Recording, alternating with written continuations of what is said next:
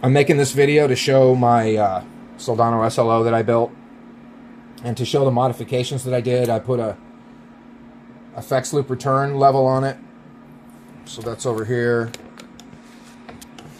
Basically, you can see it right here. This pot, it just takes the signal coming in from the send wire going to the pot, and then it sends it out on the wiper of this to the actual, and then it's grounded, and it's just a 1 meg master volume. And what it does, it's the same as this current post effects loop master volume return level control that Soldano's current amps are shipping with. And they also have this, I guess it's optional now, you can order the amp with the loop old school or the loop new school. So the two complaints about the loop were, it's before the tone stack, it sounds way too present, and it's too strong. The input level is too strong. It was built for 80s rack effects, and to control noise floor problems, you actually had to run a much higher input signal, and that way you wouldn't have to amplify the signal so much in the receiving device, and you could get a better noise floor because the receiving device wasn't taking a really low level signal and increasing the amplitude. It was taking a fairly hot signal and just passing it, and they were more trying to just control noise floor levels with analog delays and crap like that. So nowadays we don't have that problem, and we definitely don't want our effects loop running at plus 4 dB and have no way to control it. You definitely want to be able to control the send level. So moving the loop after the master volumes is supposedly the solution, but I still think the loop was too hot. So I did the loop lowering attenuation. So this is a 2.21K voltage divider to ground at the send level. So it sends the signal, it takes the signal off the cathode and drains it to ground. And some of that signal actually goes to the send pot. But the more resistance you have here, the less signal goes to ground. The less resistance you have here, the less signal goes to ground. So the more signal goes to ground, the lower the resistance. Makes sense. Less resistance, more path to ground. So we put, I can't remember what I put on here, but this ends up being 560 ohm instead of 2.21K. And that is, a quarter of the resistance. And so supposedly that's going to drop it down to 0 dB. But that's before we do the master volume, the post effects loop post master volume mod. But that is a necessary part of fixing the taper on the master volume and using it as a send. Because you're still going to have a super hot signal, and you're not going to be able to turn your master volume up very high, and the amp's going to get really loud. And so this sort of fixes that, and it smooths it out, and it gives you a lot more usable range on the master volume without the amp becoming unbearably loud. And it just sits better in the mix because you can get that master volume up to 6 or 7, and then with the return level on the effects loop, you can control the return level off the effects, and it totally sweetens up the amp. If you turn it back a couple clicks, maybe down to 8, 8.5, 7, 7.5, 8, it totally cleans up a little bit of the noise and takes away some of the noise floor. So moving the loop is super simple. The cathode follower is split. Half the cathode follower before the tone stack drives the effects loop. And people think, oh, the effects loop is before the tone stack. It's weird how he did it. He split the cathode follower. So you have first half of the cathode follower that is drives the second half of the cathode follower via the plate, direct DC coupled, and then the cathode follower comes off the cathode and goes directly into the tone stack, which goes to master volumes. So what he did was he split the cathode follower, and then he used the first half of the cathode follower to couple to the send buffer, the tube send buffer on the effects loop, and then he used the second half of the cathode follower to drive the tone stack after the return buffer. I hope you guys can understand this. It's basic stuff, because it's, usually the cathode follower is one tube that feeds plate to grid and then off the cathode to the tone stack. In this case, it's really weird. He split the cathode follower, and he's got the effects loop in the middle of the cathode follower, so to speak. So what I did was I said, okay, forget it. Let's bypass the loop and fix the cathode follower first. We do that. So basically that just means joining these two triodes. This is the cathode follower first half, I think. I'm pretty sure. And then this is the second half right here. No, this is the second half. So basically, the master volumes connect to these two switches. And this is like overdrive and normal channel. And they're both bonded. And they both go into this cap. So basically the center two wires on these two chips feeds the phase inverter. So basically you break that connection at the board right here, because that's the master volume send to your effects loop. So what I did was these two tubes are joined with a jumper, and it's the first half of the cathode follower, the first half of the send buffer for the effects loop, and then it's the second half of the cathode follower and the return buffer for the effects loop. So it's like first, cathode follower and return buffer for the effects loop on one tube, and then the follow-up cathode follower, and then the tone stack and so forth. So it's really weird. So what I did was I just cut those jumpers. The jumper goes from pin 1 to pin 7. Feeds the grid of the other side of the same tube. So the tube is just feeding itself. The signal's jumper right across. So you take that off, and then you come off the plate, which would normally feed the grid on this triode, and you go to the grid of this triode over here. And this is actually the plate driver side of the cathode follower. This is the send buffer. And then off the send buffer plate, right here, to this red wire, it goes to the send. And then the return comes back to this buffer on this triode, and then it comes off the plate on this white wire. You can't really see them too well, but it joins this cap right here where these two LDRs soldered to the board here. We broke the connection between the LDRs and the board. And we're using the connection on the board to go to the phase inverter, and we're using the connection from the LDRs to go to the tube buffer, right? So send buffer, return buffer, input, and then return buffer plate on the board connects to this cap, which goes to the phase inverter.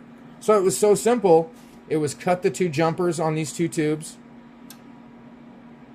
plate to grid between these two outer triodes, and then master volumes to triode, which comes off the plate, goes in to the send, and then this was already wired up, so I had to add this shield wire, this shielded wire, and this little tiny piece of white wire from the plate to this coupling cap.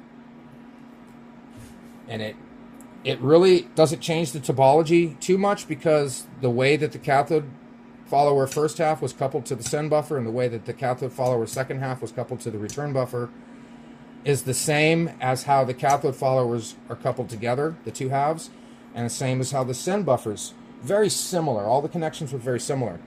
So just basically rearranging everything, and master volumes to send buffer, to send, to return, to phase inverter cap, 3 wires. Little white piece of wire coming off the plate of this buffer.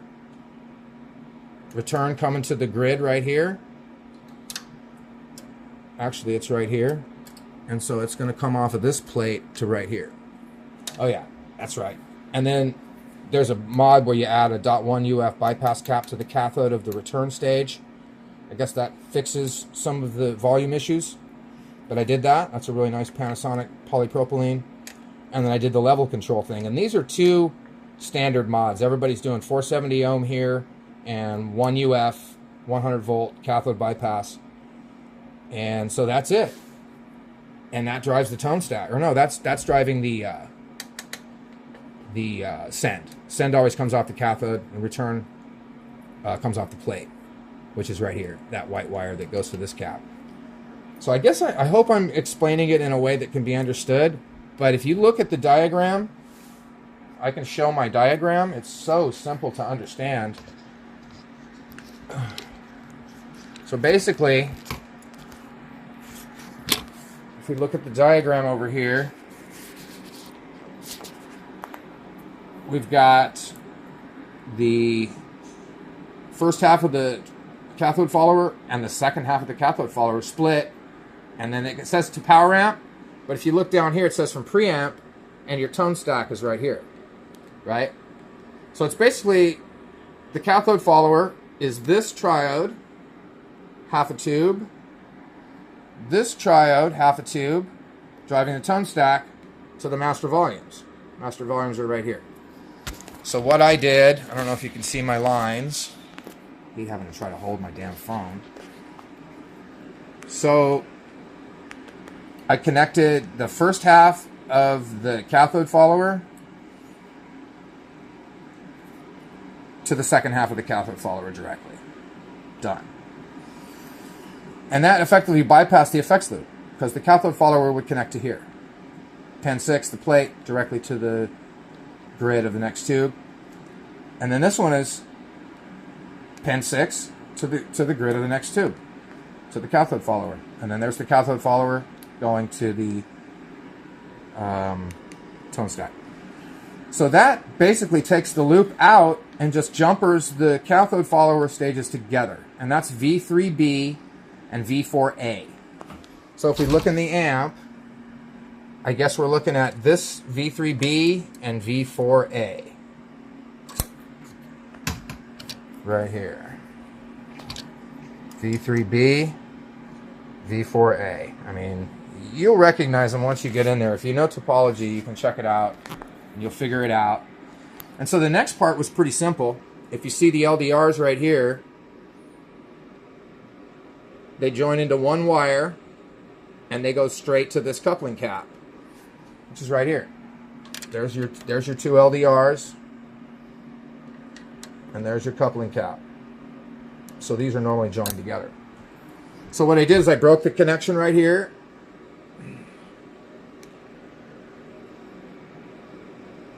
Between the output from the LDRs to the input cap for the phase inverter. And I send it via this blue wire to the first stage, to the send stage of the buffer, of the send buffer for the effects loop. Super simple. And that's this wire right here that joins the two together, right? And this connection between pin 2 and pin 6, that makes this one tube and one tube. And that's a jumper that goes straight across from pin 6 to pin 2. So you cut those jumpers out, and then you connect pin 6 of this tube to pin 2 of this tube. That's what this is right here. That's the plate to the grid of V3B to V4A. And then I go from the send of the volume, master volumes, via straight to the grid of 2. But I put a grid leak resistor, a 1 meg grid leak, and I put a .022 cap on there, as per Lee Jackson and Dave Friedman. So I've been in contact with Dave Friedman about this. I messaged him, and I showed him my proposal, and he said, yeah, it's okay. It needs some fixes. So I'm implementing some of the fixes he suggested, while other fixes he suggested might make the loop level go out of control. And I'm not there yet. I don't necessarily have the expertise that I need to understand this at that level. So basically, I'm just running my master volumes straight into the send. Send goes to the jack on the back, and then the return jack, it goes via this purple wire to this cap. So basically, it's coming in on this wire right here that comes from the return jack right there, and it's coming off the plate of that tube straight to the board right here. Oh, I can't do this.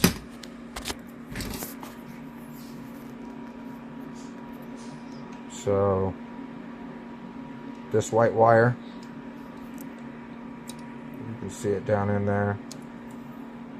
It's right there.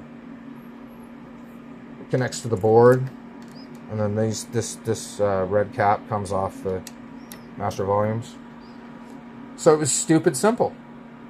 Cut 2 jumpers, install 2 pieces of shielding to bond the 2 sides together, bring the signal into the buffer, bring the signal across, and it's done. It was so easy.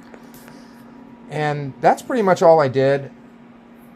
The return level, and then the attenuation here, added the cap. It's all standard stuff. This cap right here, and that attenuating resistor to drop the level. And the loop, you know, if anybody's interested, just message me in the comments or something and I'll help you do it. It's super simple, and I have a schematic, a snippet of a schematic I can send you, and if you're savvy, you can just snap it up. It's easy. So this is it. This thing came out so dang clean, I can't even believe it. My solder joints are so good. Every single solder joint is just fire. And that's super important. You definitely want to get good flow. You want to really heat your solder well and really want to get it good flow. And you want everything to come out really clean and tight. And I thought it came out great. You know, I already blew a couple of resistors here. I had a little problem with trying to control some pop on my standby switch. And got a little sideways, but we fixed things up. Everything looks good. I got my bus wires for my heaters tight. Those tend to vibrate a lot. I've had heater wires break more than once, and I'm like, why are these breaking? I'm not sure exactly why they do, but you definitely don't want them to break. So I've reinforced my heater wire installation pretty good here. But this design is incredible. This is Mike Soldano's masterpiece, and this is built by me personally. It took me about 10 hours or so over the course of 2 days. And this is a C3 chassis. C3 mil-spec boards. I don't like the fact that they're single-sided because I like to solder from both sides, but you know, if this was a double-sided board, this thing would be just golden. But to me, that's the only drawback. But the amp sounds incredibly killer, and I just wanted to show it off and talk about my mods that I've done.